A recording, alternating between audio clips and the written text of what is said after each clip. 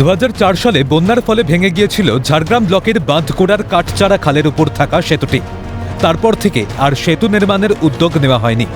গ্রামবাসীরা জানাচ্ছেন, ওই এলাকায় সেতুটি নির্মাণ করে বাঁধকোড়া অঞ্চলের সঙ্গে মানিকপাড়ার যোগাযোগ ব্যবস্থার উন্নতি হবে। বাঁধকোড়া অঞ্চলের মেটাল, তল মেটাল, জামবেদিয়া সহ বেশ কয়েকটি গ্রামের বাসিন্দারা খুব কম সময় মানিকপাড়া যাতায়াত করতে পারবেন। অভিযোগ করছেন, শুধু আশ্বাস মিলেছে, কিন্তু আজও কাজ শুরু হয়নি।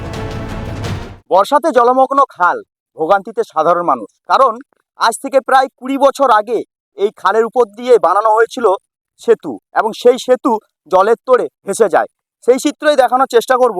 প্রায় আজ থেকে 20 বছর আগে ভেসে যাওয়া সেতু এখানে সেই অবস্থায় পড়ে রয়েছে। বারংবার সাধারণ মানুষ পুনরায় সেতু নির্মাণের জন্য দাবি তুলেছিলেন, কিন্তু তারপরেও এখনো পর্যন্ত এলাকার সাধারণ মানুষের সেই দাবি পূরণ করেনি স্থানীয় প্রশাসন।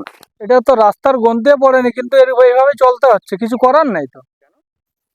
আর সবাই আসছে, এই পার্টি আছে, সবাই দেখছে তো, কেউ কিছু বলেনি। যে আমাদের গ্রাম পঞ্চায়েত প্রধান আছে, কেউ কিছু বলেন।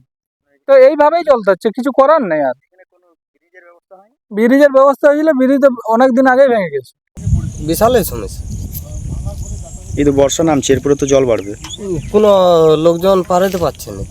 তো কিভাবে যাতায়াত করেন? ও উল্টা রাস্তা দিয়ে করে যাওয়া আসা করতে হয়। এই ধারে সব লোক এমনিতে আর যাওয়া আসা করতে পারেনি, রয়েছে সব। অন্য রাস্তা দিয়ে যাতায়াত করতে গেলে কতটা ঘুরতে হয়? মানে কতটা যে ওই যে অনেকটাই ঘুরতে হয় কি? হ্যাঁ, অনেকটাই।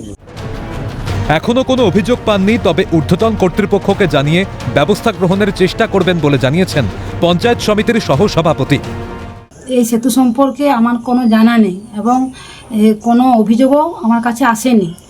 এর আগে যে ছিল তার কাছে এসে নাকি জানি না। তবু যদি এই সেতু নিয়ে মানুষের অসুবিধা, তা আমি আমাদের অফিসে, আমার উপর মহলে তা আলোচনা করছি, যদি মানুষের কি করে তো সেতুর ব্যবস্থা করা যায়।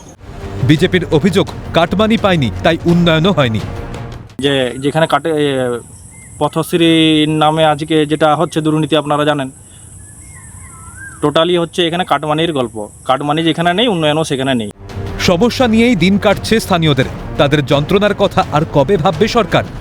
কবে এই সমস্যার সমাধান হবে, তার দিকে তাকিয়ে রয়েছেন এলাকার সাধারণ মানুষ। ঝাড়গ্রাম থেকে বিদেশ বেড়া, ক্যালকাটা নিউজ।